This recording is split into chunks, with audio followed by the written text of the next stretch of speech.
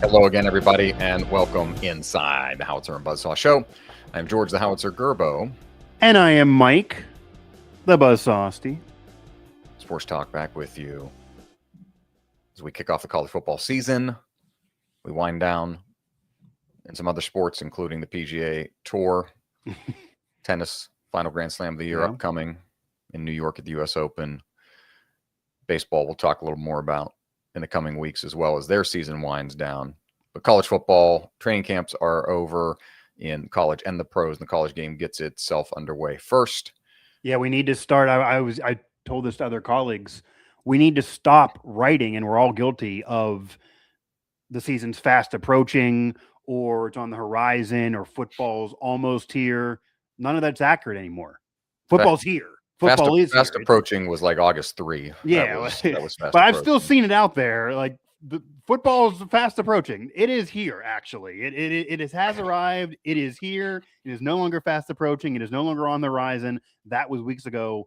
Football is here and not yet fully cooperating to what maybe you'd want weather-wise. It's been a little bit odd. Rich Rodriguez does actually want 95 degrees, balmy, and tons of humidity. He literally said he wants his team to go through that once before the season kicks off, and you don't really get that in this region right now. But football is here nonetheless. Not yet at Halloween. I don't really love seeing those decorations out at the retail stores. Certainly not yet at Christmas, because you need to celebrate and appreciate Thanksgiving first. And I already saw somebody bring this up, and I don't want to hear this yet. We're still weeks away from this having to be an issue. I don't want to hear about candy corn just yet either. Nor would Mike Leach. So with football coming up, let the legend rest and watch some football up above and not have to worry about candy corn for another couple weeks as well. I already heard somebody bring up candy corn as we get into the fall season. But I want to hang on to my summer, but football's here. Rest in peace to the great Mike Leach. Yeah, a big candy corn hater, and I loved him for it. It's trash. Find us wherever you get your podcast. Search Howitzer or Howitzer Buzz-saw in your favorite podcast app on Apple, Spotify, TuneIn, and more. Just search those terms and find us. Also, a shout out to the Hyphen Podcast Group, who's a Morgantown, West Virginia-based podcast collective that we are a part of. Check out all the Hyphen content, hyphenpodcastgroup.com, and on social. Shout out to B Hyphen as always. Yeah, and if you can't find us, you're not just trying hard enough. And of course, all over social at Howitzer Buzz-saw, at Gerbo3, at Mike Asti 11, and everywhere you get your podcasts. We will start in college football, and the biggest thing currently, and I say, can we get a day in college football before the season without drama or some rule or someone complaining or someone trying to do something that's different than everybody else? And we can't talk about games. I'd like to discuss some games. We can't talk about games. And with week 0 coming up here, as we are days away from the season literally kicking off, we still can't talk about games. We have new rules coming into place days before kickoff of the season, and this timing is just hilarious for any of these judges or any of this. Could we not have done this in June? Like any of these rulings, we couldn't have done any of this in June, and then the workarounds, and then the after ruling. We couldn't have done all this in May, June, and even early July. Yeah. Like sand through the hourglass, so are the days of college football.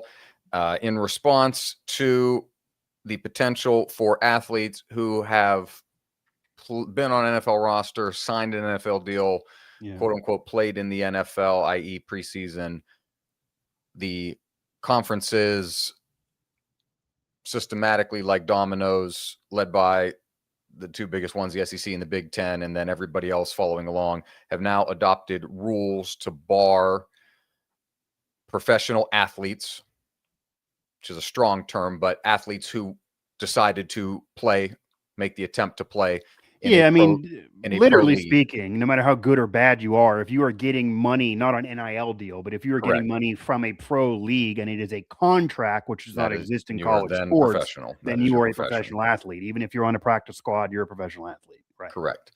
The Big Ten's statement, I'll read from, announcing unanimous adoption, all 18 schools, of a conference rule to prohibit football players who have signed a professional contract, were on a professional roster at any point, or declared for the NFL draft as an underclassman without withdrawing from maintaining eligibility for athletic competition at a conference institution. Yeah, that's an interesting part, because there are leagues that do allow you to come back if you declare and don't get drafted. And that happens. We see it happen a lot, right, Mike, in basketball. In basketball, in hockey, and that definitely, that you could maybe argue is going a little far. But yeah, that's stricter than even what the assumption of in a previous era of the sport, and that's a concrete rule that came into being. And the Big Ten put that in place after the SEC made their statement about being against such things like this, but not yet having a rule in place. And basically the SEC's original statement was, we hate this, there's nothing we can do. And then Lane Kiffin proceeded to sign players. And then you see the Big Ten rule, and then the SEC is like, okay, we can do a rule. We didn't know. So here's no rule of ours. And as the ACC continues to meet about things, the Big 12 now has a rule officially in place, which, mentioning how strict the Big 10's is, the Big 12's is actually so murky, George. There are people that are bringing up that the Big 12's rule is so crazy. There are players currently that might have to get kicked off teams. Like, it's beyond just coming back after signing a pro contract as well. They have an entire bullet by bullet of what you can't do. You could argue the Big 12 has made it the clearest in terms of their bulletproof situation of what you can't do. You can't, if you declared for the draft or supplemental draft of a professional sports league, which again goes to similar to what the Big Ten's doing, but even connecting to a supplemental draft, which the NFL didn't do for Sorsby and rarely ever does. So in the weird assumption that maybe would occur. So that's they didn't even do that for them, but the Big 12, that almost feels like a jab, because they're throwing it in there 100%. One time. It's like irrelevant. Like, so they're just going to throw it in. But if you declare for the draft or the supplemental draft of a professional sports league and did not timely withdraw from the draft, you're out. You can't come back. Been listed on a roster in any way, which means, George, you could be listed on a roster, training camp roster, and then that's what I'm saying. You're listed on a roster. You have a depth chart coming out, and then you get cut.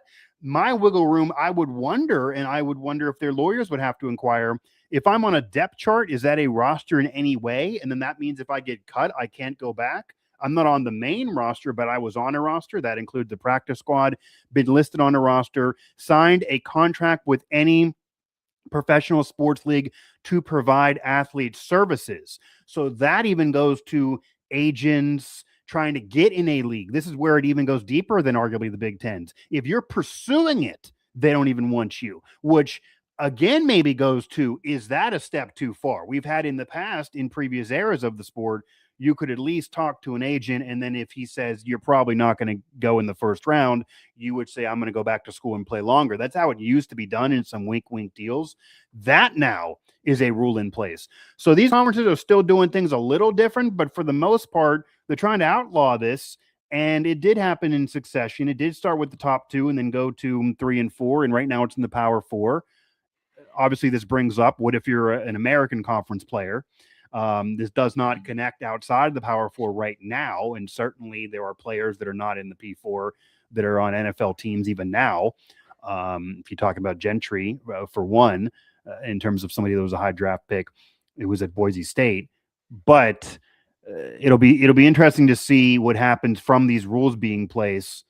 But do you like these rules even being put in place? Do you think this is fair to have these rules put in place? Obviously, this is all answering to really Lane Kiffin in particular, signing players that are former Ole Miss players that were on NFL teams that were likely going to be cut, and now with him at LSU. And those players even admitted that they went to their coach and said, hey, and this makes sense, I guess, if you're them, am I going to make this team? Because the cuts are still in front of us as we're recording this on August 27th. But they went to their coach days ago, even before the final preseason game, and said, hey, am I going to make this team? You kind of probably already know if I'm going to make this team. I wasn't a drafted player.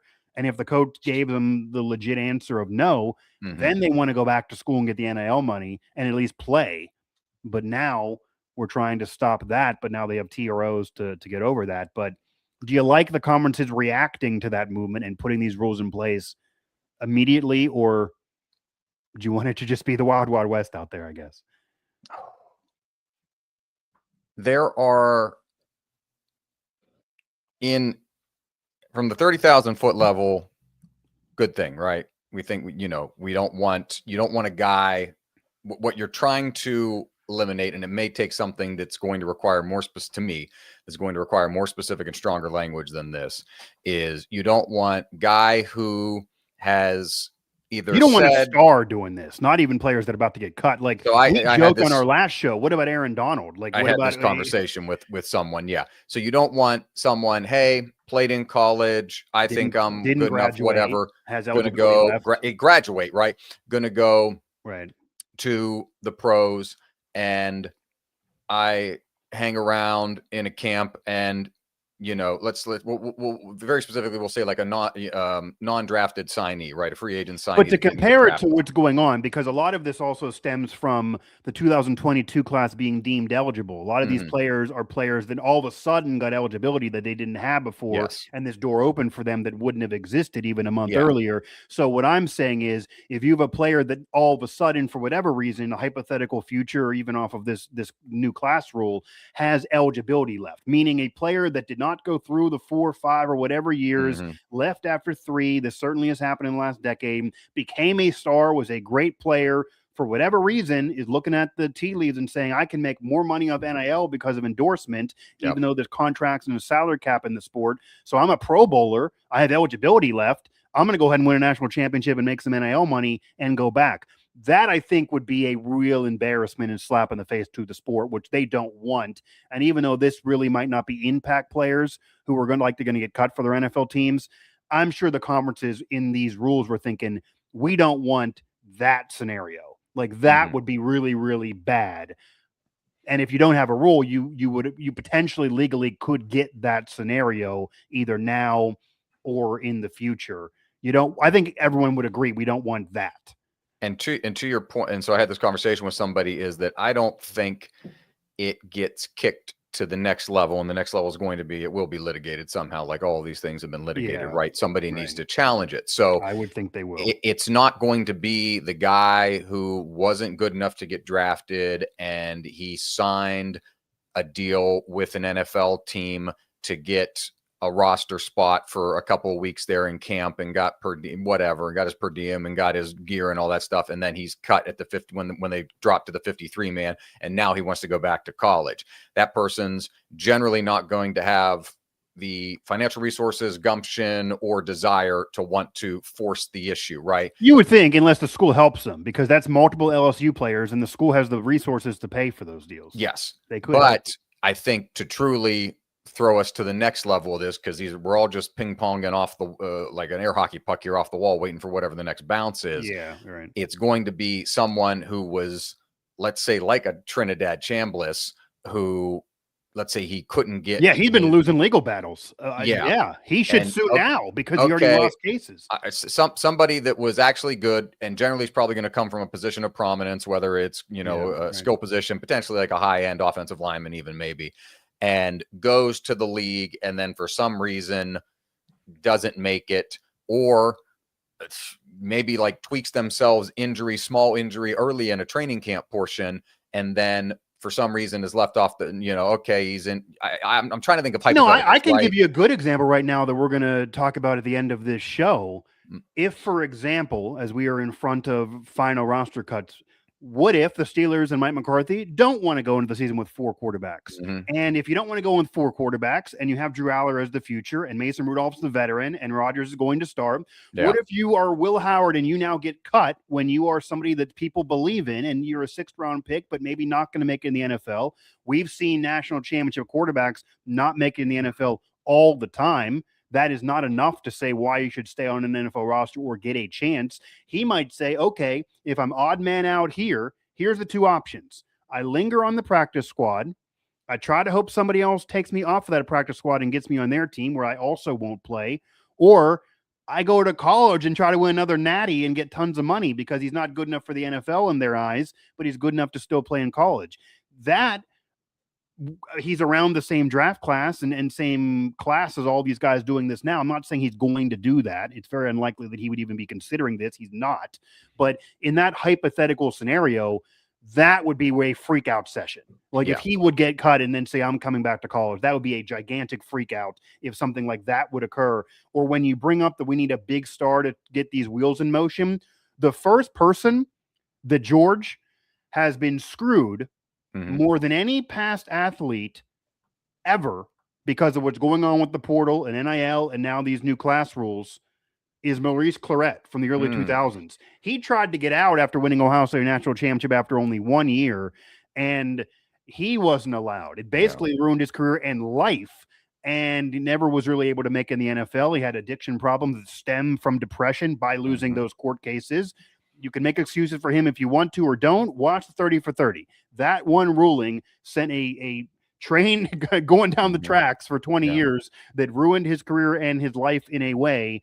And Ohio State didn't even help him. They didn't even defend him. I actually think that you could argue Ohio State should have done more for the man off of what he did for that school. But if he was playing in this era, he would be supported much more by the public. He'd be supported probably more by his school. And he might be the guy that goes in these court cases and tries to get these things moved. And once he did that 20 years ago, and even though he lost, we saw other players try to do the same thing years later. And then we get to hear now in the sport. So it does take something like that. That's going to be a gigantic news story, maybe to really push this along. But it'll be interesting if even the non-stars who were getting cut would try to sue, because they might have the recourse as well.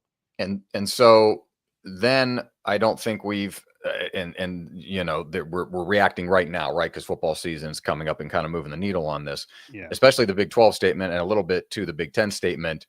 I start running down the line of, let's talk football specifically, guys who played in a lower level Australian league, punters, kickers, right? Guys who played in Europe. Well, the way I read this is any professional league at all.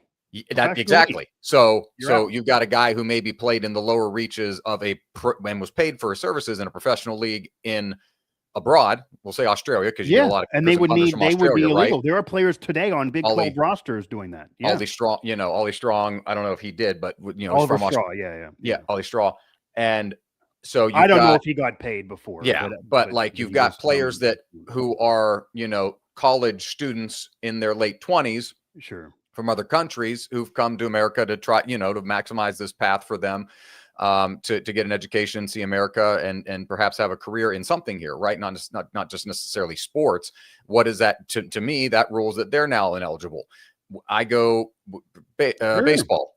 Pat White was drafted 4 different times over the course of his Mountaineer career. I think he was drafted in high school too. Yeah, you couldn't come back. He wouldn't, based on these rules now, you wouldn't be able to come back. Right. And so it's not like Pat declared for the MLB draft, but in baseball, much as is in the same in the NHL, you draft these guys. So you as a team organization have their rights for a set amount of period of time. And then you can move down the path if you want to actually sign them into a contract or let their rights expire. But how does that interact and intertwine with these rulings by the conferences? And in 99% of the scenarios in Major League Baseball and the NHL, especially in those two sports, because the NBA is a little different where it's kind of cut and dry. If you're a first round pick, the team's going to try to have you on that team in the NBA. And second round, it's maybe unlikely, but you might even still get a chance even in the G League. If you are a drafted player in the NBA, you're going to at least make some money somewhere, even if not in Europe. So it's a little bit more easy to say, okay, drafted, not drafted, agent, not agent. And in the NBA, there's so much scouting and AAU coaches involved through your life. And then college coaches talk to everybody and talk to each other. I would say, George, it is the most clear for the athlete on how they are viewed. Meaning, in the middle of your last college year when you're a basketball player, if you should hire an agent or if you should go towards the NBA, or if you're more for this other league, or if you have no shot, or if you should try to get the legal rulings going because you want to go play in college and that's the best you can do. You're more clear on that in those leagues. But as you're saying, in Major League Baseball and the NHL, and this is not the leagues trying to hurt anybody. No, this is just how it goes. There is no, in the NHL, unless you're Sidney Crosby for the most part, when you get drafted, even first round, but certainly second, third, fourth, mid, later rounds, the NHL team will even admit in their press conferences, we have no idea when we're going to see this man. We may stash them somewhere. Sometimes you get drafted and they let you go back to college. They literally say, we want him. We want him to play in college. We want him to play in the NCAA. So Because if you like the kid that well enough, and you think, we'll say like a second or third round pick, and you think he's that much of a value, you want to take his rights there because God forbid he plays college, you didn't draft him, and he gets better, and now he's out of your range in terms of now he's a first round pick. Yeah, but what if an NHL team drafts a player in the middle round? They're not going to play with the team for several years, and there are some Big Ten schools that are good in hockey, and they want to go play at a Big Ten school, like say Penn State. Based on this ruling, they cannot do that. Really, that's not going to work because they've already been drafted, and that's why I argue the Big 12. I think he literally went too far and went even above the Big Ten's ruling in terms of strictness, because they actually have the language of hiring an agent pretty much, or hiring a representative, as they call it.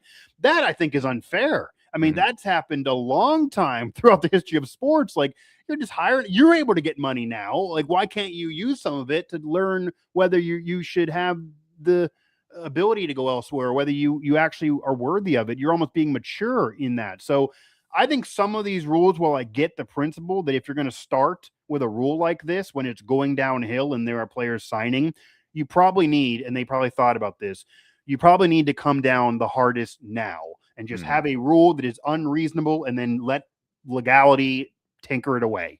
Like, and if that's the case, that's the case, but at least you'll have something in place.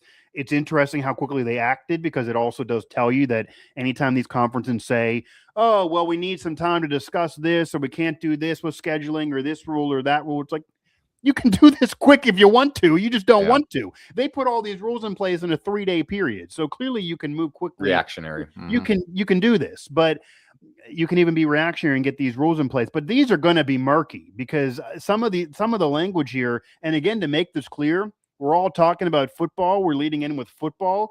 This extends more than football. This is NBA. This is WNBA, not even just NBA, WNBA.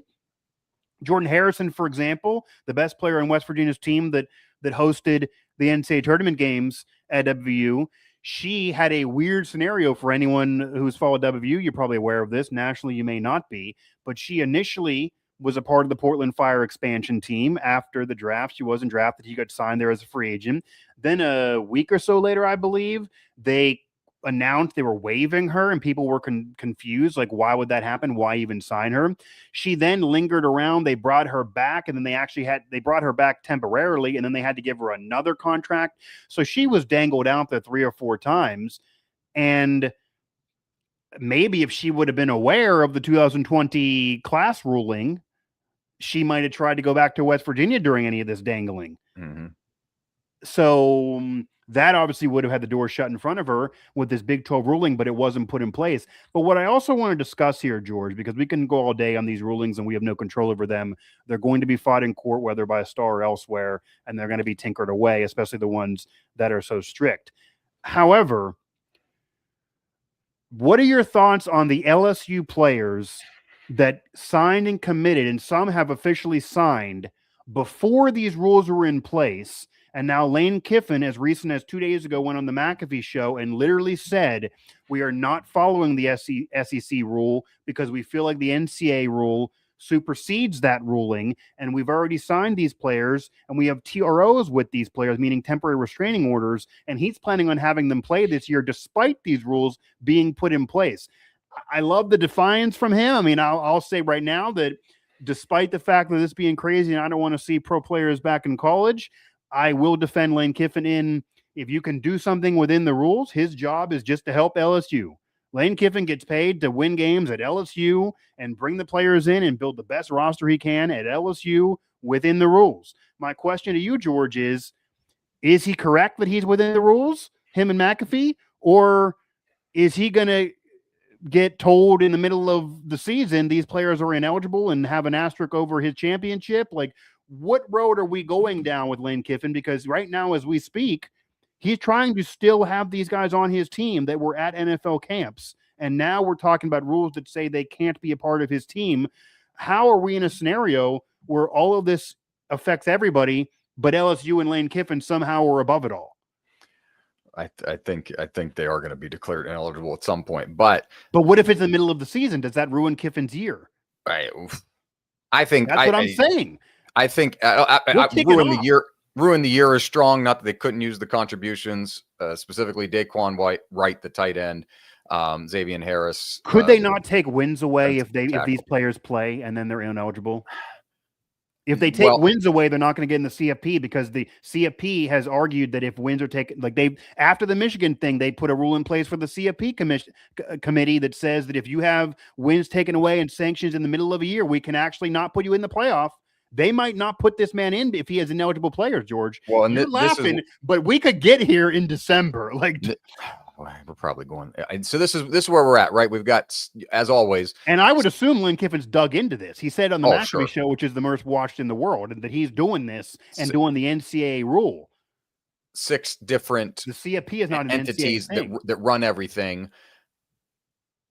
The NCAA is the arbiter of the wins and removing not the wins. The college football playoff, though. That everyone college football playoffs got its own rules about who it would let in. Sure. The SEC itself says, and I believe I saw this from the Big Ten, but maybe just the SEC, that it would be a suspension for the head coach for half the season or 6 games, and a substantial fine if a team was to do, or a college was to do this. But that rule was put in place because you got to get semantics here. I feel like we're going to get the court, and you got to get semantics. Yeah. Do you not think a good lawyer would say, okay, that rule was put in place after we signed grandfather these guys? Yes. Yeah. That's why I believe we're going. I think the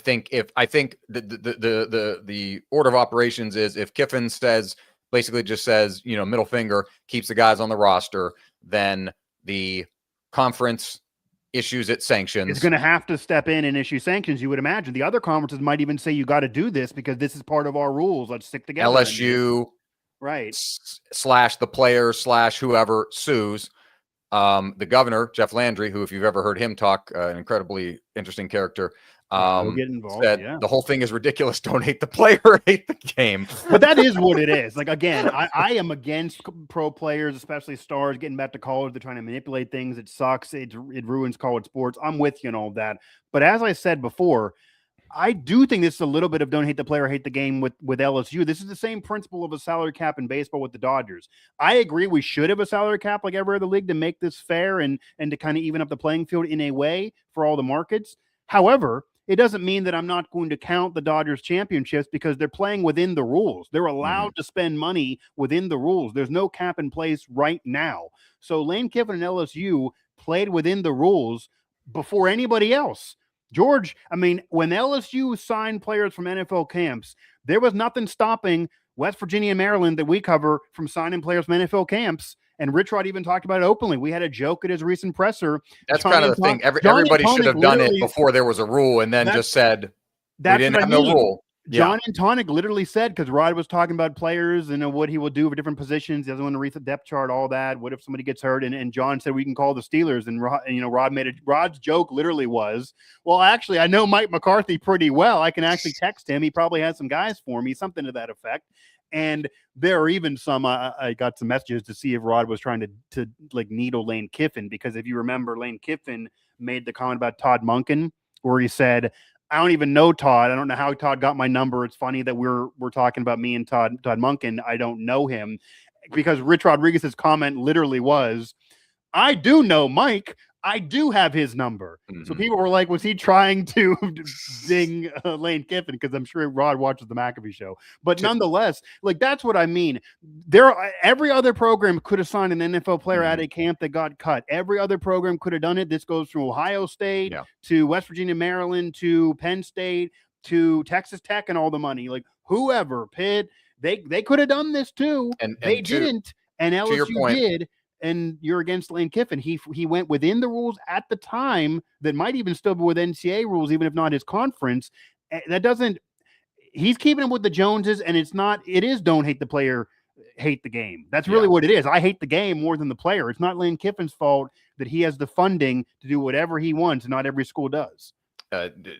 Jeff Landry, again, governor, saying to the New Orleans Time-Picayune, the SEC accepted the court's decisions on Diego Pavia, former Vanderbilt quarterback, Trinidad Chambliss, Ole Miss quarterback. Why is this different? You can't tell athletes their college careers are over, watch them move on, change the rules later, and then punish them for not predicting the future. Now, he's not wrong. It's also slightly disingenuous, because it's not like, oh no, my college career's over, I got to go play in the pros now. And then, like, it's not like it's like somebody's not getting, didn't get the full college experience, right? They tried to go play in the pros, and now they see the grass is greener back on the other side. Yeah, because when you're not a star, you're going to get more money in NIL than even if you're on an NFL practice squad. You just are. Yes. So, I can go back to college instead, and the college wants you, right? Because normally some of these colleges are like, now I can have somebody I've developed. Play. Not only do they want you, but you'll get on the field. Yeah. Lane Kiffin's gonna, I'd imagine, not even that, but he'll have pressure to play like if you're Lane Kiffin and you want to get dug into being the villain of this, that he joked with McAfee, I'm the villain of this. You got to play these guys. Not only just have them on the roster. If you're going to get a sanction for having them on the roster and you're going to fight the CFP, put them on the field. They got to play. So, but I do think, George, because the NCAA, and this is murky water, the NCAA is the governing body, even though what they're governing over and what rules they actually have and what they can really do is very much foggy right now. And you could argue, and we've talked about in past shows, maybe we need to abolish the NCAA. Like, what are they doing if conferences are making their own rules? And that is what's been going on right now. But separate from all of that, and we don't have to fully unpack it here, but I just want to drop this bomb and just lay it out there for everybody.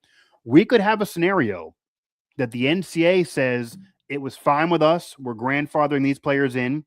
The SEC might even lose their battle that I'm sure they're going to fight and eventually say, we don't want to fight LSU, a premier program and a premier coach. So we're going to grandfather these players in and we're just going to tuck our tails between our legs. And then the college football playoff by itself can say, okay, LSU, you're undefeated. You played 5 ranked teams. You're in a P4. You're a big program. You'd make some money. Normally, you'd easily get in and walk over here. We're not going to put you into CFP because we're pissed about these players because for us, we're against this. And they have the ability to do that because they are not, it's not an NCAA playoff. It is the college football playoff, which is run independently and everyone just agrees the winner is the national champion in terms of selectors. So separate from that rabbit hole, the CFP could still say no if this does get in that direction. And if that happens, George, because the only reason Lane Kiffin is at LSU is win a national championship. It is not to do anything else. He's already has wins and a lot of money. They didn't steal him from Ole Miss in the middle of the postseason to not get in the CFP the next year with all this money they spent. That will be where the governor, Lane Kiffin, LSU, the AD, all try to get in so much litigation that you might not even have a CFP. Like that is where you get the sport ruined in the month of December. Because to think it's one thing, George, when we had other programs trying to fight and Ole Miss basically complaining when they're just a middle program for most of their history and having a great period. Now you get LSU trying to that's a big boy. Like this would be a major problem if that is. There's kind of the interesting juxtaposition there that I'm glad it's happening here, right? Because we saw with the whole Brendan Sorsby thing or they would damn try to claim a title without even being in the CFP. And Texas Tech basically the response. Yeah, Big 12 schools were upset, of course, but you saw the response coming from outside of the conference first, which then everybody was conference. Upset. It's like, hey, don't schedule Georgia. We're not scheduling any sports. Nebraska, we're not scheduling any. And it's like, oh, okay. So for this to happen, and Texas Tech acted like they were victimized, even though they knew what they were doing. Right? Yeah. For this to happen in the SEC, where Greg Sankey is more powerful than pretty much everybody else in the sport, except for Tony Petitti, who's the Big Ten commissioner, then it's and not only that it's I could even argue leading the SEC, but that it's LSU, which is one of your flagship. It's not Vanderbilt. Right. It's not with respect to Trinidad, Chambliss, and Pavia. Vanderbilt and Ole Miss don't move the needle like LSU does. And the people in the rabid fan base that follows LSU that will, ride and die with them and carry gators on their heads and things like that. So, and come get you. So for it to be an LSU versus the conference battle in this particular battlefield here, it's good that it's playing out here because that will give us, I believe it'll be challenged at some point in court this season. It will give us a true test of where we stand and can conferences actually make these rules that will hold up in court. Because if the court rules for the SEC, then you finally have some sort of precedent that the conferences can build on. Okay, but if we've done this, now we can do some more of these things and put these guardrails in place in the absence of the Protect College Sports Act, which is currently awaiting Senate action. Yeah, but if the ruling would go in favor of Lane Kiffin and LSU somehow, and they could certainly argue about grandfathering Then in or we're whatever. rolling on with the Wild Wild West again. We just keep then rolling. you have to have other programs that are going to say, okay, F it. Then why can't we bring in a player? Not even just in football. Then you got to have other teams sitting there saying, well, why can't we go ahead and get this player? And then you're getting into the rabbit hole of, well, this player's been retired for many years, but he has eligibility left. Like, why couldn't Pitt try to say Aaron Donald instead of the Rams play for us? Like, that's where you're going to get really buck wild. And we may never get there, as insane as that would be. But that's what would end up unraveling if you get into the scenario, especially because there's a lot of NFL players that have retired relatively early recently that are in their late 20s, early 30s that, if a college program is like, I'll give you $2 million NIL money, come play a much lesser schedule, you have eligibility left. But nonetheless, you would unravel into more if LSU would win, which I would think, George, there would be pressure even for all the conferences, because there's a stupid rivalry between the Big Ten and SEC and all this. I would think in this scenario, there would be a pressure from all the conferences together, all the other programs together, and maybe even the NCAA and sport as a whole to not let LSU win. Because I think they would all understand that we do not, if LSU would win that case versus the SEC, the Ohio State could say to the Big Ten, screw you. Why can't I do the same thing? I'm the LSU of this conference. So I think you would just go down a wire that you don't want to walk across if LSU would win that. But I would imagine we get here. So then you agree that Lane Kiffin, despite these rulings, is basically is going to keep his door open to any of these NFL players or former camp players that say they signed. Like, he's not going to tell them to go home when they show up the next day. He's going to say, you're on my team. We're going to fight together, and, middle finger in the air. Like, he might even play him in week 1 to get to the point of, we might be 7 days away from the NCAA throwing their cereal bowl across the room when they watch some games. Is that what you're prepared for? and he's the right coach to do this. Imagine if we were doing this through the Brian Kelly thing. Brian Kelly, who still has the same level of arrogance, but doesn't let things roll off his back. Like, Lane Kiffin's just like, all right, I'm doing it. The man's vilified in I think at least 7 states now, including his time in the NFL. So and again, you've got the best person to be able to represent this, not only him, but the triumvirate of people at that university who are kind of leading this. Will Wade with the men's basketball program, and then Kim Mulkey, who I don't know who likes Kim Mulkey at this point. But they've got the right people in place to be the heel University of America. I mean, they really already are, but this really would make that and then some, especially if there's wins on top of it. But I imagine we're going to get there. And then you also have to factor in, George, Lane Kiffin's going to be invited on the McAfee show every single week, especially if he's suing the NCAA. McAfee would love and salivate over that. And you mentioned, obviously, the Big Ten's won the recent national championships, and we can debate the depth of both conferences all day. So maybe the Big Ten would have a little bit more power because of this current stretch in the sport. I would argue that it's still worse for the sport in the NCAA to be fighting the SEC. And I mean, because on game day, for example, and I know Kirk Cousins went to Ohio State, but not only are you going to have Lane Kiffin speaking out all the time, and he's the coach to be the heel here, nobody of the NCAA or even nobody really wants to go against Nick Saban. Nick Saban is a full-on SEC guy now from his championship programs, even though he did start at Michigan State. And clearly he's very much friendly and boys with Lane Kiffin from hiring him years ago and then supporting him publicly on game day through the entire Ole Miss thing. My point is, you're going to get Lane Kiffin on the McAfee show arguing that, hey, I'm the heel, I'm dug in. And then you're going to have Nick Saban on game day every Saturday morning defending Lane Kiffin and also his former school because he won his first natty at LSU in LSU.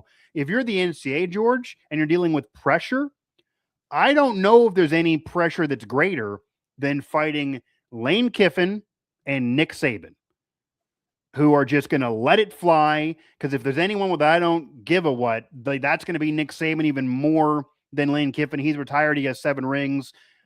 He doesn't care. Like, there's nobody even out of the Big Ten with that resume. So this might even be worse than if you're dealing with this in the Big Ten. This certainly is worse than Texas Tech, who historically was average. They got good now because of money. And the Big 12 was basically able to say, no, we're not going to let you take over things. And that's why they're in their feelings. The SEC is going to have a tougher time doing that and fighting LSU. I think the NCAA will have a tougher time fighting LSU. And Lane Kiffin, unlike Texas Tech, is going to have a mouthpiece any day he wants from Pat McAfee. And that's going to be a very loud mouthpiece. So, again, I don't know where we go. I do think his argument that, hey, this rule wasn't in place at the time is kind of a good one, at least for these players. I also want to get this out there before we move on, George, and I want to get your thoughts, I guess, on this quickly. I would imagine, and when this first started to unravel, I did think it was maybe a little bit of a freak-out session that was unwarranted, even though I understood why people were freaking out in the public, because, as I said earlier, a lot of this stems from the 2022 class being deemed eligible when they were not previously. That's even what was part of those statements. Those players who were not on NFL teams were cut from those teams, were going to get cut from those teams, decided to then go back. This is not star players. Nobody who's a Pro Bowler who's on these teams who's going to start in the NFL is trying to go back. So for me, I think it's going to be very few and far between, maybe never occur, for a starting quarterback, starting running back, a perennial Pro Bowler in the NFL, maybe even a future Hall of Famer already entrenched. You're not going to see those players, wide receivers, even corners, safeties, linebackers, the positions that are really the sexy positions. I don't think you're going to see the top 5 at any of those positions going from starter in the NFL, I know I'm going to be a starter, to say, no thanks, I want to go ahead and back to college. I don't think that's ever going to happen. They still would rather start in the NFL, and if these players could have started in the NFL, they would have stayed in the NFL. They wouldn't be going back. And separately from that, George, there's nothing right now that tells me, because 22 was off of COVID and other things, to be fair to those players, there's nothing else that tells me right now that we're going to make the 23 class eligible next season, or the 24 class eligible next season. And if we don't have those classes eligible, you're going to run out of time. The only reason these players were able to come back is because they had an extra year of eligibility that was not previously in existence. It's not like if you already go through your eligibility in college, you can then say, oh, now I'm going to come back to college because I just want to. You have to have the open eligibility. So for me, despite all these rulings, all these court cases, arguing with the CFP and claiming fake titles and Lane Kiffin and the McAfee show that we're going to have for the next 3, 4, 5, 6 months, I think it's potentially a little bit a much ado about nothing, because I don't think we're going to have this next year if there's not a new eligibility class ruling and if there's no stars coming out and it's just off of cut players. We might not need to go through all of this. Just let a couple bench players on LSU go. Stop trying to sue them. They're going to be good anyway. Go through the year. Nobody else is going to add anybody because they're all scared about it if they're not LSU. And let's just stop. The NCAA might be best served to not go to court. Let Kiffin win with these 2 or 3 players that are not going to be impact guys. And then next year, it's not a thing. And you've got... That might be the best way to do this, honestly. And if you're the leagues and you do get the conferences and you do get a set or a decision in your favor, if this does go to a suit, which I'm predicting that it will here at some point, because I don't see LSU backing even if down it doesn't go to your favor, I would say the same thing. Like, you might fight them now and win now, but it's not necessary, all that stress. This is not going to be a thing next year for me.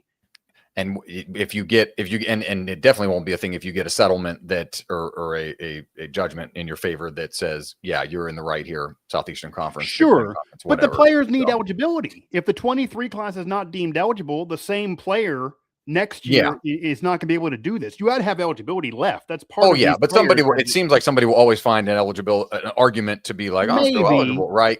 We had the COVID year thing, which, just blew the thing up. I just don't think you're going to get a perennial starter in the NFL to want to go back to college. You're going to get players that don't make the team in camp. Yeah, that's the group of folks, that were. Is that worth ruining the sport and not having a CFP because you're in court? Like, maybe just let it go. And how much are these players going to impact things? Is your record prediction for LSU changing based on these guys? No. Now, they were good at Ole Miss, and one of them certainly can catch some passes. One of them can play defense. They might have some stats, but LSU is supposed to be a CFP team regardless. It's not like by assigning these players, you're going to go from middle of the pack all of a sudden to doing the national title. That's not what's going on here. I could see this as more of an issue if, say, you had a middle of the pack program sign a legit NFL starter. Like, for example, again, if Will Howard ends up as the odd man out in Pittsburgh and all of a sudden he ends up playing at a Cincinnati because Ohio State's already set at QB, and he said, I'll go back to Ohio, but I'll go to Cincinnati. And then you're freaking out because now you have a national champion quarterback at a school that's not supposed to win the conference, but you add him and maybe they could. That I could see, let's go to court over it. That's not a failed championship that we're going to be crowning. This is not that. These are camp players that couldn't make the team. These are not going to be the best players in LSU, even if they have some stats. Is it worth doing everything that we both know is going to happen? Is it not let McAfee and Kiffin just joke on TV? They do it anyway and just keep it moving. Fighting them is not going to work. Take an inch and then go for a mile. I think that's there's just the schools like having this power decentralized. I mean, if you keep losing in court, it's not power though. You better think you're going to win. And until it's more, as it stays decentralized, until there is either some sort of guidelines from Congress, which is kind of halfway there, kind of not there. or the conferences finally, get ruled legally that, hey, they can do this and they're not violating any, if it's ruled as such by courts. All right. Until that point, I don't see why it would stop. So yeah, I mean, if I had to predict, we're going to get to court. Kiffin's going to dig in. He's going to play some players. They're going to eventually be deemed ineligible. We're going to have the whole CFP debate thing on whether they could not put LSU in, even though they're going to win some games and be certainly quality program. And we're going to somehow have players doing the TRO thing, and we're going to be getting around different things. And this is going to be a thing in basketball as well, and WNBA, and who knows when this will ever stop. Hell, George, we might get this into baseball. Like when Gavin Kelly, what if he would have pursued Major League Baseball based on this language? He's going back to West Virginia again. They certainly were in the Final Four College World Series. That is absolutely a conference champion, College World Series contender again with that roster. They're way better with him than without. What if he, based on the ruling here, is his eligibility in question? What if he would have got drafted and he didn't publicly say, I want to go back, and teams, let that be the case? What if they would have said, nope? You could even have, George, some teams try to get in cahoots. You could even have teams be like, okay, I'm going to draft you anyway to screw you out of going back, even if I know you're not going to play for me based on these rules. Like, don't put that a past. I mean, again, that type of stuff even happened 30, 40 years ago to try to put pressure on guys. That could certainly go down again. So we're going to go down all those rabbit holes. We're going to get to all those court cases. I'm just saying that until a star does it, I maybe wouldn't fight the world on this. And I'm a fight the world guy, but I don't see how this is a winning scenario for the NCAA, especially because the CFP is not an NCAA thing. People do not understand that. They don't have ruling of that committee. So even if they agree with LSU, because LSU and Lane Kiffin think their NCAA is in their back pocket, sure. If the CFP says no, you're in a problem. And maybe they won't because they want the money. But this is just potentially going into some real murky waters as Lane Kiffin digs in. And again, if this was a situation that went down in June, we wouldn't be here. But of course, these players maybe would have at least wanted to try the NFL camp. It wouldn't be after training camp. They wouldn't have to make the decision until after training camp. So you can't do that. I had somebody bring that up, that why didn't we have these rulings in place in June or July? These players, to be fair to them, they weren't yet at the NFL training camp yet. They didn't know they weren't going to make the team yet. So they weren't going to make the decision until they know about the NFL. That also leads them to believe we're not going to have truly impact players in the league trying to go back. But George, before we wrap this one up, let's talk about some players that are in the NFL. Speaking of quarterbacks. Yeah, speaking of quarterbacks, speaking of NFL players that have NFL contracts that I would assume nobody here that we're going to discuss wants to go back in college instead, although I did joke about Will Howard that we'll get to in a minute. Before we get there, though, I actually laughed and thought of you for a second when this first news came out, because the last HBS we did, and I didn't disagree, we both talked about that if you're in this Browns quarterback conundrum and you're in this competition, first year head coach, you got to play the guy that gives you the chance to win. Your first games are on the road. If it's even, you got to go with the veteran. Watson was ahead for a while, then maybe it got even, but you got to lean him on the road if you're doing the veteran thing. If you're Monken, you can't just punt games away. You got to try to win now or you're going to get fired. And then what happened?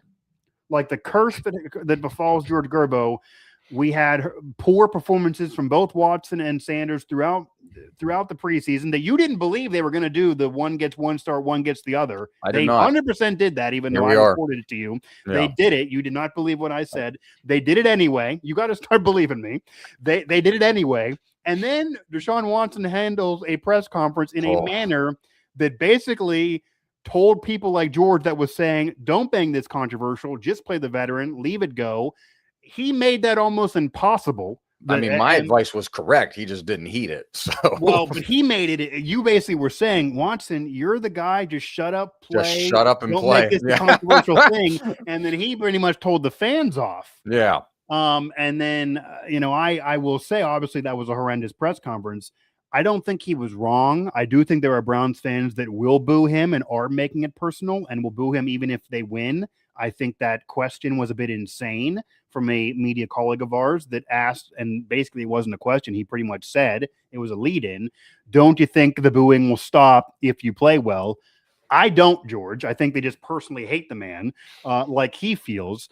But for him to say it publicly and be so direct with it, and then 24 hours later, Monken digs his heels in and basically says, I'm playing the veteran because we're going on the road. It's a tough place to play. If it's an even battle, Shedeur Sanders evened it up. But hey, we're going with the veteran. I don't care about the presser.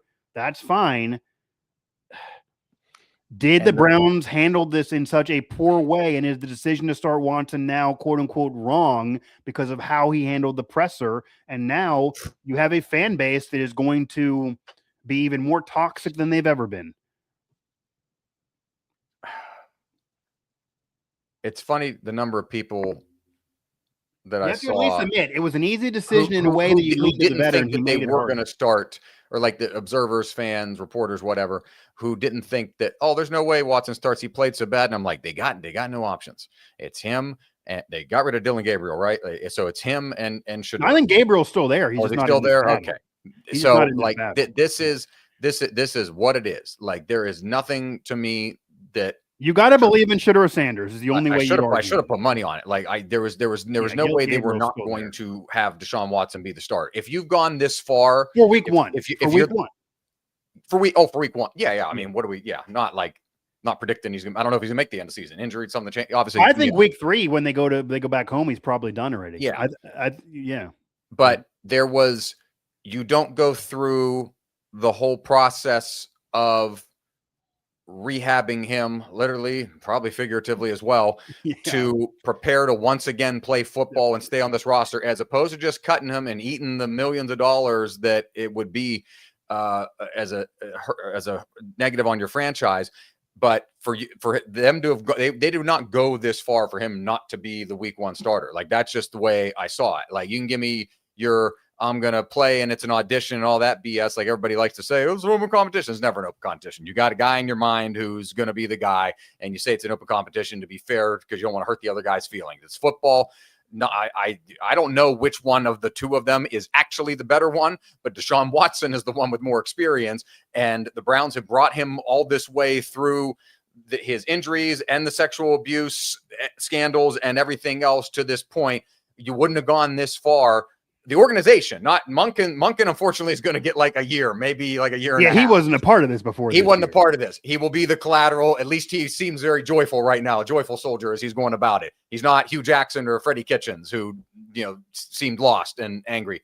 But there was no way with the organization going through all this to make him ready and available for camp and everything to get prepared for the season that DeShaun Watson was not going to start week 1. Just like the full stop. Like there's no way it was, oh my God, Shedeur threw 7 touchdowns in a preseason game. Like that was never going to happen. Like it was always going to be Watson. We just did all this for theatrics and charades, and now here we are. And the rest of the league gets to watch as the asinity unfolds. I would also be starting Watson right now, and separate from just leaning on the veteran if you're in a competition and you've already stuck with him so long and you're paying him all this money. And by the way, this need said that is rarely said, Shedeur Sanders was a late round draft pick.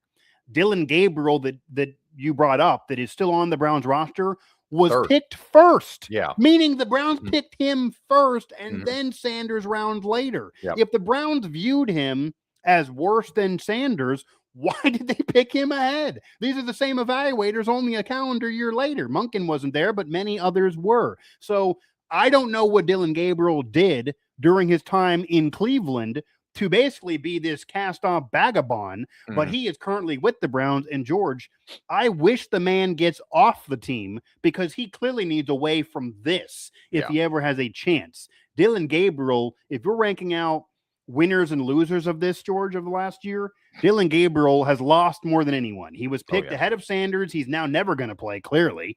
Like, obviously, if Watson just flat out sucks or gets hurt or whatever, they're going to have to put in Sanders now. It's not going to be Gabriel. Sanders would have to get hurt to see Gabriel. So, and they have all these draft picks to come next year that obviously the Browns still could certainly mess up. Their franchise forever has not handled quarterbacks properly, no matter who's been in charge. So for the Browns to just keep waiting for quarterbacks that are college draft picks is nothing that any fan should really get excited about, even though some do. But I would be starting Watson as well. And George, let's be honest as well. If Watson was not so hated on a personal level, like he brought up, because of all his allegations, and it's legit to hate the man. I believe he's guilty of some of the things he's been accused of. I don't think he's the best guy in the world. I think he's not very aware of the scenario, and even others that have been accused of similar things or even guilty of similar things, George, they've handled it better. I mean, to be that defiant and basically tell the fans off right before you're about to be the starter when he knew that as well, it almost came across, George. He almost came across as, guys, get ready for Monday. They're going to name me the starter. F you. Like, that's how he came across. And that's not good. Like, you don't need to do that when you've already got away with sexually assaulting 30 plus women. Like, just take that for what it is and then move on. He does not need to be doing what he's doing. He's trying to put flame on a fire, knowing he's hated on a personal level. I get that that's why fans hate him so much and don't want to root for him. And many didn't even want him there in the first place. I fully understand all of that. But if that was not a thing and you had no press conference, no accusations, no allegations, no court battles, because George, Watson was in court as recent as February of this year. So it's not like people talking to all these other guys, the Tiger Woods, the Kobe Bryant, people have forgiven years after the fact or one had to die. Sure. Watson's in court this year. Like this year he was in court. We can talk about forgiving him 5 years from now, and we need to not have the press conferences where he's basically telling everybody off to get there. But if none of that was around, you would just, if you had a competition, even if you want to say the charade of it being open is there, you would lean on the veteran. If it's even, you go veteran. If it's even, you go veteran. And what Monken also said, to be literal, George, and fair to him, he said, Watson is our starter because he gives us the best chance to win on the road in week 1 right now. He left the door open to change his mind for week 2, for week 3. Week 4. It's everybody's position. Every single week we have to prove it. That's what we do. We have to prove it every single week. To add to what you said there, what Monken said. And in the paraphrase, he basically gives us the best chance to, I think he said, to move the ball and score points on the road. Meaning, and we could argue in whether this would be a different hypothetical universe, if they were starting the season at home with the fans booing Watson, maybe there's a chance he goes Sanders after the press conference. Maybe that would actually have switched it. But you're going on the road. Nobody in Jacksonville cares. Jacksonville's rooting on Jacksonville. I mean, you might have some Cleveland fans there, but on the road, if you're Watson, you got to love the road games. That's better for you than at home. So he's better off on the road. Jacksonville, I think, is, they might be good. They should be better than Cleveland, but that's out of Cleveland's whole schedule. That's not a guarantee loss. Like, Jacksonville always has a slow start to the year. The jury's still out on Lawrence in a way. They could get him, maybe. That defense is good. I don't think it's out of the realm of possibility Cleveland, thanks to their defense, forces a few turnovers and wins that game. That's not insane to me, even if Watson plays poorly. So you can lean on that if you're Monken and then switch it out when you go home or whatever. But if we didn't have all these scandals in Watson's presser, this would be easier to deal with. And you could just say Watson won it because it was even, and then he got ahead a little bit. The problem is, because of the presser, and Watson also played poorly in that preseason game, to think whatever you want about it. Would any of your decision-making have to have changed after hearing that presser? Monken says it did not. Would you, George Gerbo, would have had to call everybody that night and said, oh, man, that's a poor presser. We got to discuss this again. Like, or would you just dig in and be Lane Kiffin with this and say, fans, I understand that you hate me. I got to play the better quarterback, or at least who I believe is better, because I'm only on this, 1 year wait and see thing. if I'm the head coach. Would that presser have changed anything for you? No, you can't. I mean, you talk to him privately afterward or something, be like, hey, and Watson does, after we the timeline of events, you have the press conference, and then you have the decision, and then now Watson. Do you have the apology in front of you? Because that's a horrible apology. It basically is like, I want to focus on football. It's not good. Understands the frustration Browns fans might feel. Just human nature, quote, just human nature, just myself being very emotional, putting a lot of time these last 2 years to get back and spend time in this facility, in this city, meeting a lot of different people in the community. I thought I was going to get a little different response, but I think my emotions got the best of me, and my comments wasn't intending to go at any of the fans around in the city, because there's been a lot of great fans that have been supporting me. Intended to go at the fans? Did you hear the comments? He went right at him. It's just a word salad of stupidity. Yeah. It was not a good apology. Like, he needed to say, I should never have went at the fans. I understand why they're upset. I need to focus on football. Hope they can call it a day. Could be a 2-sentence apology. The more DeShaun Watson talks, the worse it is. I've never seen somebody talk more and have things be worse. Just too much. Yeah. When Tiger Woods had his scandal and went to sex rehab, did you hear from him again for a year? No more talking. DeShaun Watson keeps talking, and I understand he's the QB going to do pressers, but as short as can be, man, as short as can be. Like, he's having half-hour-long pressers. I think it almost seems like it's his therapy. He needs to see a therapist, like a real one, because this is not. You're talking about what we're going to have throughout the season in college football. Browns fans aren't going to let this go. No. I mean, do you not? You have some Browns friends. Do you not agree that maybe not majority, but there is at least a significant, loud minority, if not the majority, that DeShaun Watson's at least correct in what he said, that they do not want him to play well and win. Like, they will boo him even if he's playing well. Or do you think if he plays well, they'll forget about it? The spite of Clevelanders and Northeast Ohioans runs deep. So, like, if they have a Baker Mayfield year, do you think they'll cheer him and forgive it, or they're going to say, we don't want you to do this? I mean, that would have to take until like week 12, I think, at that point, for them to believe it. So even if he tears it up at Jacksonville and throws 300 yards, they're not going to cheer him the next time they see him. No. Or it'll be tepid, or not cheer. Or did the press conference impact that at all? And if there was no presser, maybe they would come around. Oh, the press conference made it worse, because I think you got two camps of people who. But what if there was no presser and he played well and they're winning? Do they then cheer him? Does the press conference impact? Not wholeheartedly, because there is still I believe a decent amount of people who believe that not only the sexual assault, but accusations, but the fact that he, essentially wasn't punished for them, save for the league suspending him, is unforgivable, and they won't cheer for somebody like that. Okay, I agree. I'm just was asking because there are people. And then add in the component where now just a blanket statement of, bleep all these people. Yeah. It was disrespectful. They pay their money to do whatever they want, so they can cheer, they can boo, they can sing songs, they can do the wave or whatever. They paid their money to go there. So that made it infinitely times worse. Yeah. Yeah, I mean, but there are people that keep going on these national shows that keep saying if he plays well, fans are going to forget it. I don't think so. I think you're underestimating the stubbornness of some of those people. Certainly not the women fans, and Browns fans have long memories. Browns fans have incredibly long memories. But not only that, because it is one of the more loyal fan bases in all of sports, despite experiencing very little winning over that period. Certainly female Browns fans are never going to forget it, even if you get some other ones. I just don't see how.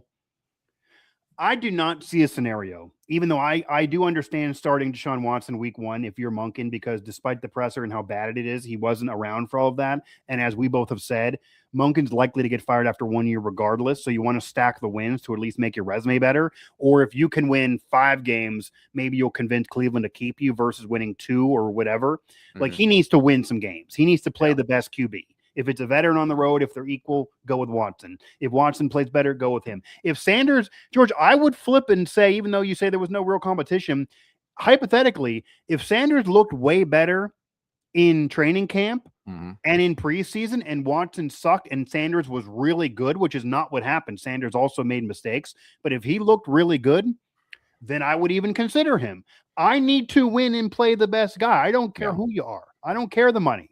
If I'm Todd Monken, I need to win as much as I can, because the people out there that keep saying for the Browns that, because this opinion exists too, that regardless of the scandals, regardless, even if we agree that Watson is maybe more poised for this because he's the more experienced veteran, there are people arguing you just play Sanders anyway because you're punting a year and you want to develop him, and wins and losses don't matter. And what's the difference if you win 7 games versus 4? I understand that. You're not taking into account Todd Monken himself is not going to be there when they're done developing Sanders, because he's going to get fired before then. In the NFL, they fire coaches 1 year in all the time. You can't do that if you're the coach making the decision and worry about imagine this. If you're Todd Monken hearing this, you're telling him to worry about 2 to 3 years from now. We both said he's going to get fired in 1 year. Why do you give a damn what happens in 3 years? You can't be developing somebody and not trying to win. That is nuts. Like you need to try to win as much as you can. So now you're playing Watson, but I am certainly sure we're going to see Shedeur Sanders this year. I highly doubt Watson finishes the year, and Watson will not be on this team next year. Dylan Gabriel will not be on this team next year. And George, has a high likelihood Shedeur Sanders, unless he plays really, really well, will not be on this team next year. They'll go ahead and draft another quarterback, and they'll be in a less dramatic situation where they'll mess up that quarterback's development, but at least it won't be as toxic as this is, and they'll get off some headlines. That's how this is likely going to go, but it couldn't have been worse because of the presser. The presser just made it so horrendous, and then Watson play decreased a little bit, but I feel bad for Monken in a way. There's no winning here. If he would have played the younger quarterback with no experience and they don't win, people are going to say you got to play the veteran. If you play the veteran who everyone hates and you don't win, which you're not going to win with either, people are going to say you got to play the younger guy to rip the Band-Aid off and get rid of Watson because everyone hates him. There's no winning if you're Todd Monken here. And Todd Monken did nothing wrong just yet. Like, he's trying to do this thing. He waited a long time to be a head coach, and he gets the worst scenario possible, really. Speaking of quarterbacks, as we close out here, quarterbacks who are not getting experience, the Pittsburgh Steelers. One has plenty of experience, and that's 22-year veteran now, Aaron Rodgers. The other 3, varying levels of experience. Way more than the other 2, led by Mason Rudolph. The Steelers have made no indication yet what they'll do as cut down day approaches, but Mike McCarthy lended credence to the fact that they may keep 4 quarterbacks on the roster. And when I say roster, that includes the practice squad, which is now bigger. So we're, not just 4 quarterbacks on the 53 man, but McCarthy saying, quote, "I don't think it would hinder at all the opportunity to develop quarterbacks. We've talked extensively about the importance of the whole quarterback room. If you have 4 quarterbacks in that room, especially the quantity that we have, the quality that we have currently, I think it only enhances what the regular season." Is this what he said? He would keep 6 if he was allowed? Is that because he said that too? He would keep 6 if he was allowed. So the man loves offense. The man loves quarterbacks. 4 seems like a lot, but the 3 apparently would be a possibility, with the 4th one being sent down. Is it excessive? Should the Steelers just keep Rudolph and eschew the other 2? And also there's this weird subcontext where Steelers fans trying to use the preseason that we're watching the Howard and Aller debate, both Big Ten guys, Buckeyes and Penn State. And we're watching them compete to be the next Steelers quarterback. I don't think the next Steelers quarterback's currently on this roster personally. Sure. So your thoughts on whether 4 people, 3 on the roster, meaning you're taking a spot away from somebody who could help your team elsewhere in a team that needs some help in a couple of different key places. Yeah. And no one's being accused of a crime here, but this is arguably more of a mess than what's going on in Cleveland. In a way, you're going to be a better team. Obviously, Rodgers is a better quarterback, and it'll only be 1 year of Rodgers. But if he gives you what he gave you last year, you're probably at least good enough to maybe make the playoffs again. He was at least serviceable and was an upgrade from what they've had in recent years. But he's also 42 years old. For anybody who does not know, the man's birthday is in December. He'll be 43 by the time the playoffs roll around, and he's going to miss a game or 2. He's going to. So for me, George, this is actually not that hard. I almost feel like I'm alone here, but this is not that hard. You are the Pittsburgh Steelers who are trying to win now. I do not believe they're going to go ahead and win a championship now, even though that's what they are saying they're trying to do. In all reality, if they win a freaking playoff game at all, which the franchise has not accomplished in a decade, Aaron Rodgers and Mike McCarthy have not accomplished in several years as well. That would be a gigantic accomplishment, and just a wild card win would almost be Rodgers' John Elway moment here, based on what he's had in his recent postseason games as a favorite and playing poorly with Green Bay, McCarthy not winning those playoff games with Dallas despite 12 wins, the Steelers drought, the Tomlin left them, all of that. If they get in and win a playoff game, George, that is a tremendous success from bringing Rodgers back. And even if they just get in, that's really a successful year. I don't think they're going to go ahead and win a title. However, if you're a Steeler fan, because some tell me this all the time, and you believe they should just do the development thing as well and get rid of Rudolph and do the Aller and Howard show, and if Rodgers goes down, one of them plays, and who cares if they lose a game? You got to develop them for the future because they might not be the future guy. I don't think they're going to be either. I think one has a greater chance to be that guy than the other. Certainly Drew Aller is Mike McCarthy's project and not Will Howard, but see what you have. I get that thinking. If you're in the business of seeing what you have and developing and kind of punting a year and not caring about wins and losses to develop, you don't bring back Aaron Rodgers. Once you bring back Aaron Rodgers, you're done not caring about wins and losses. It's always funny to me, George, in the offseason when all these fan bases, either in college or pros, always say, well, just don't care about wins and develop. Once you get into the season, any of these teams that lose, the fans are going to freak out. Nobody wants to lose games, but now you're telling me just go ahead and just try to develop and don't care about wins and losses. Mm-hmm. If you're paying attention in the last 20 years, the Pittsburgh Steelers are never going to punt a year. We can debate all day if it'd be better for them to have a losing season and all of that Tomlin never achieved, and that's why they're in this mess and never have a high round draft pick. I get all that. That's the past. Here in the present, you bring back Aaron Rodgers. You're trying to win. You've made it very clear, even vocally, George, you'd rather get in the playoffs and lose than not get in and have a better draft pick. That's what Rooney has said. That's what McCarthy has said. Rooney has even continuously repeated and said, we have the third most wins in the league over the last 20 years. Look at all these other teams. Yeah, they had a deep playoff run, but they didn't get in the next year. We want to get in every year. We like consistency here, even if you can't win a championship every year. Okay, if that's you, this is you. Meaning you have Rodgers. He's very old. Even if he's good, he's old. He's going to miss games. So here's why it's not hard for me. If I am told and I'm working for the Steelers here, and they tell me you got to try to win this year, Rodgers is a starter, I would immediately have my answer. I cannot, under any circumstance, have a 42-year-old Aaron Rodgers on my team and have his only backup options, knowing he'll miss games, be two quarterbacks who have never taken a snap in an NFL regular season game, in Will Howard, who's now in his second year that didn't play in year one, and Drew Aller, who is a legit true rookie and has obviously not played a down outside of preseason football. I cannot go into a season, if I am the Steelers trying to win, with a 42-year-old quarterback going to be 43 years old in December, even a future Hall of Famer, with two inexperienced options behind him. I can't do it. So if that's my mission, I got to keep Mason Rudolph. So now my quarterback room is cut in half. I have Aaron Rodgers as my starter, Mason Rudolph, who I do think gets a lot of unfair hate. George, he's won 9 games in the NFL. A few years ago, he went 3-0 at the end of the season to drag them to the playoffs. They would not have got in without him. He's had his rough moments, but he's also had his good moments. He's right when he says he admires the situation that Howard and Will Howard and Drew Aller are put in, that he admires that they have a quarterback coach in Mike McCarthy to lead them, and there's more stability there because he had a defensive guy who was in a lot of chaos and Matt Canada and all that BS when he was a rookie coming up and thrown into that thing with Ben, and people love Duck Hodges, even though Mason Rudolph outplayed him every stat you could imagine.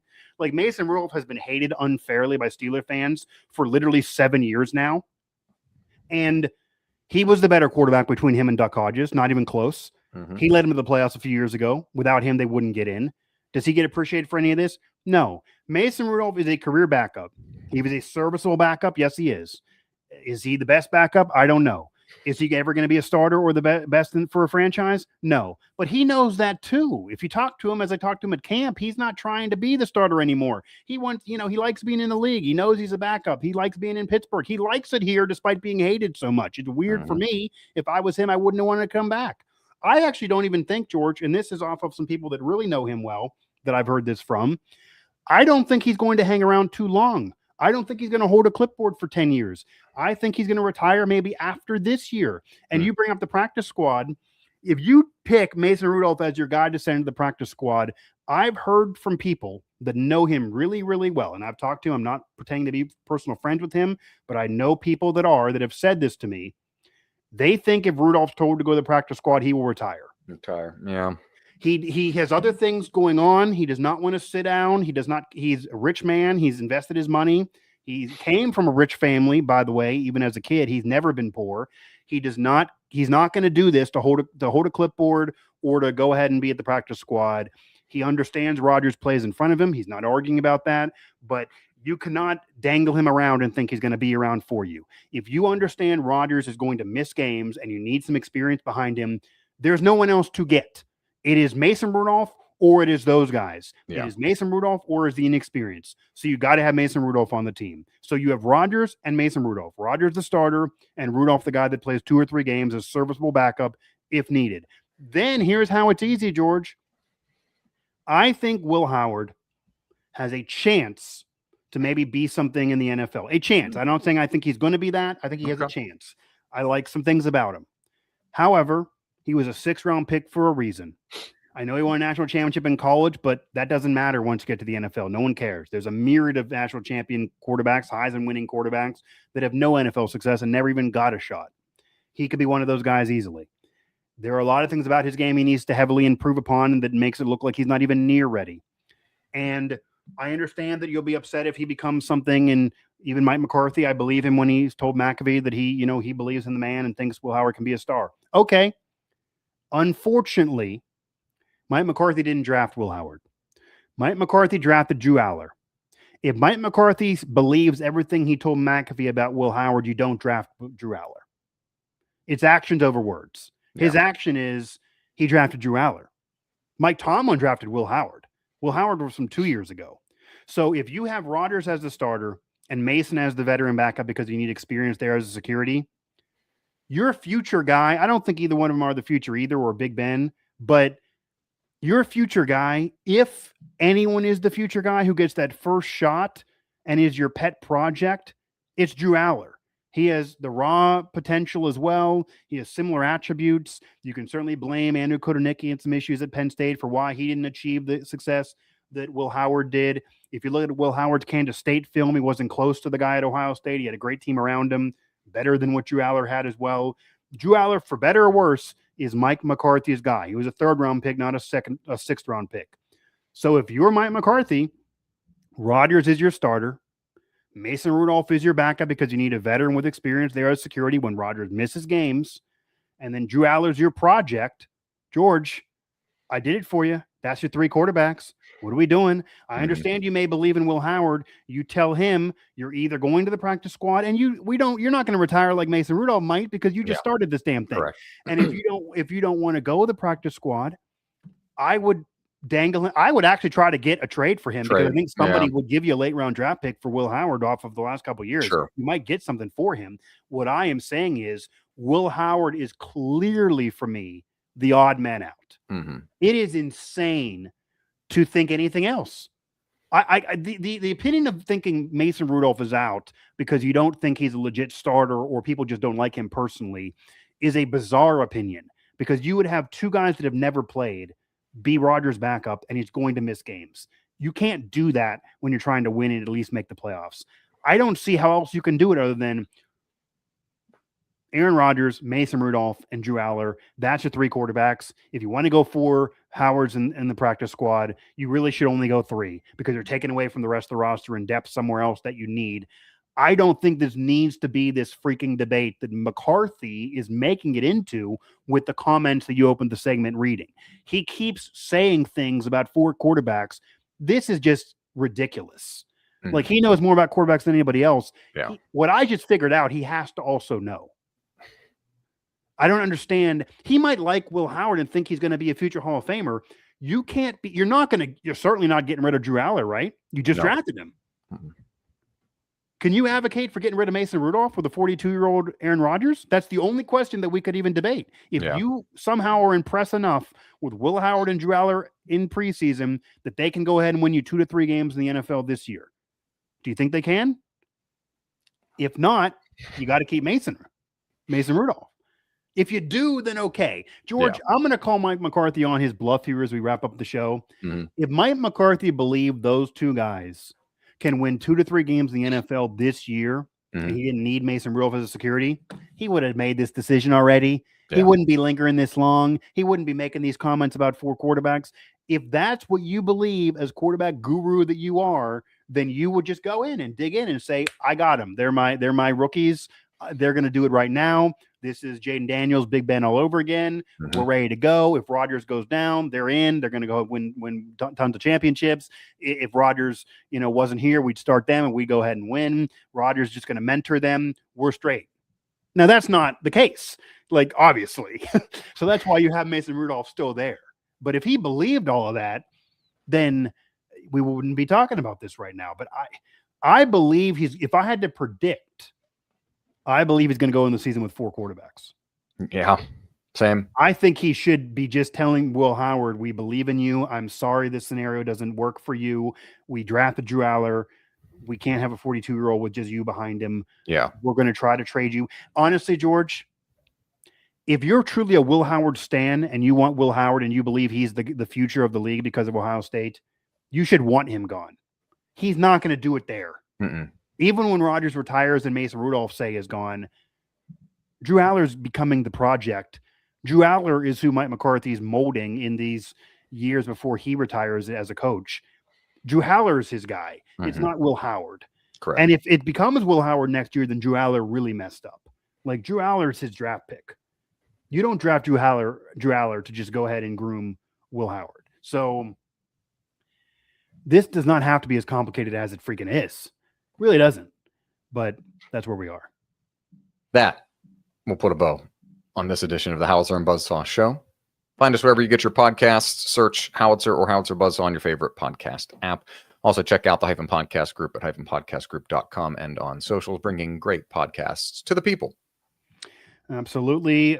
The HBS can be found everywhere you get your podcasts: Apple, Spotify, TuneIn, Google Play, etc. George at Gerbo3, Mike Asti 11 for myself, at Howitzer and Buzz-saw for the show handle all over social.